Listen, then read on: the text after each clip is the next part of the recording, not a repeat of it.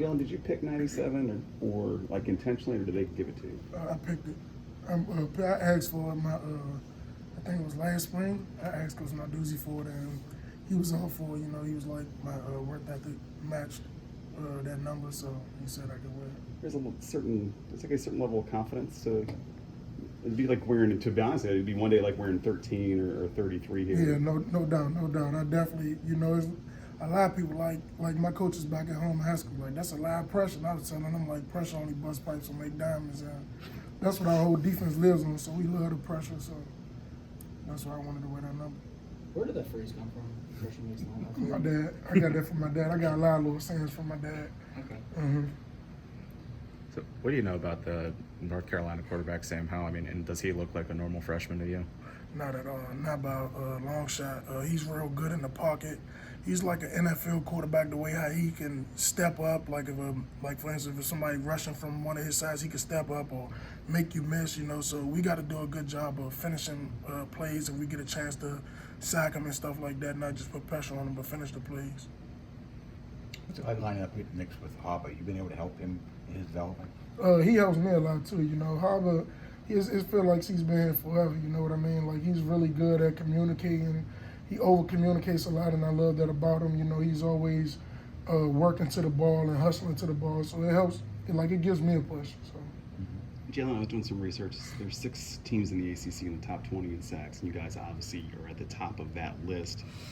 You know, when you look, do you watch other defenses in the conference? I mean, Miami's obviously got a pretty good pass rusher. So, I mean, do you find yourself watching other teams, or are you just sort of wrapped up in what you guys are doing? I always keep my eyes open and watch other teams because I could be, whether it's high school or NFL or college, like I could steal a move from a dude just from watching that game. So I'm so happy that we got a bye week so I could just watch college football and not be in it for a week. So that's going to be fun to watch some of the great pass rushers around the country and see them get out there and try to use some of the stuff that they do and bring it on next Thursday. You say steal. I'm curious. I mean, are you like DVRing stuff so you can go back to, or are you just sort of like in your head how do you, when you see something, how do you sort of make sure that remember that when you get here? So a lot of the times I follow like D-Line Viz on Instagram and Twitter, and that guy, he always posts like the best pass rush from that game, or if it's a primetime game.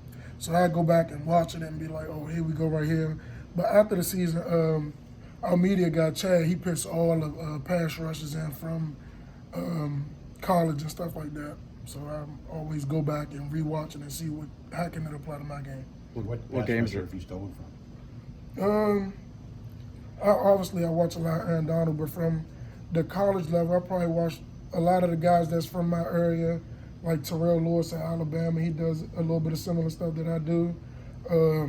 Chase, he's a good person who he double swipes. That's the pass rush moves we do. He's really good at that. I watched that. Yes, sir. Last year, I stole a move from DeMontre Jones. He plays with the Denver Broncos now. So it's just a lot of guys that I'm just looking at and watching. Oh, what can I do that helps my game? What games are you looking forward to watching this weekend? Alabama and LSU, because I got a couple of good friends from Alabama that's, you know, and they're like the underdog, I guess. So I'm looking forward to watching that game. Who else plays this week? Penn State and Minnesota, I believe. I'm looking forward to watch that game. There's a lot, man. I'm going to just be flicking back and forth all day. Jalen, obviously you've been around Aaron maybe a bit. Is there ever any double take that that's Aaron Donald, or is it almost like, of course it's Aaron Donald, this is where he lives when he's not? You know, when I see him, when I first seen him, I was like starstruck. Like, this is the dude that I've been watching since I was in high school. Like, I finally get to meet him and stuff like that. And then the way how I like started working out with him and stuff for a couple of times was because of Paris Ford. Paris is from here. Yeah, they always trained together since Paris was coming out of high school. So Paris, I told Paris, like, that's my favorite player, and he was like, say no more. Like, and he introduced me to him, and we kind of like clicked, and I asked him a lot of questions and stuff like that. Was that through 210? Mm-hmm. Yes, sir. Yeah. Jill, what's it like working out with Aaron? It's like he's a Corvette and I'm like a Suburban. He's so fast. Super fast. Yeah. Have you thought of trying out the knife workout that he did a few years ago? That's a little dangerous, man. A little dangerous.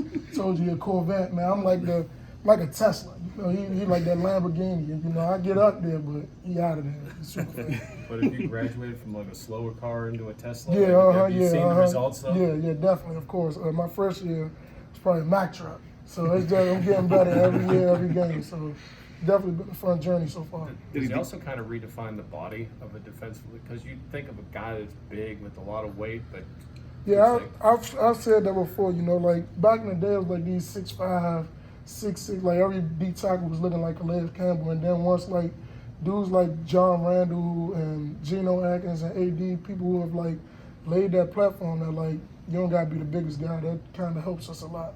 You know, Coach said the other day, I think it was after the Georgia Tech, you know, defense wins championships, but it seems like in college football, I mean, you watch offenses enough, and it seems like you watch Pac-12 long enough, it's 58-50 all Yeah, the time. no doubt. Do you guys consider yourselves a bit of a, maybe even the ACC, the Clemson plays really good defense, like in this league, that actually matters, that defense is actually a difference maker? No doubt. You know, the offense sell tickets and stuff like that, and you know we depend on each other a lot. But what we've been doing a better job is, you know, like say for instance the offense doesn't score, we always try to say like, is our defense outplaying their defense? So we don't really try to look at the offenses and, you know, if they throw an interception or anything like that. Like for instance, they turn the ball over and it's sudden change for us. We not panicking no more or none of that. Like we just poised and going out there and executing. Do you guys have, I assume you have statistical goals every week that markers you try to hit. Is there a sack goal every week, or is it? It's a sack goal, but I'm not gonna say it because it's too low. You know, we aim for the stars, and me myself, I don't set goals because I'm trying to break the bank. You know, I go into the season, I'm not trying to set goals. I just want to do better than I did last year. So.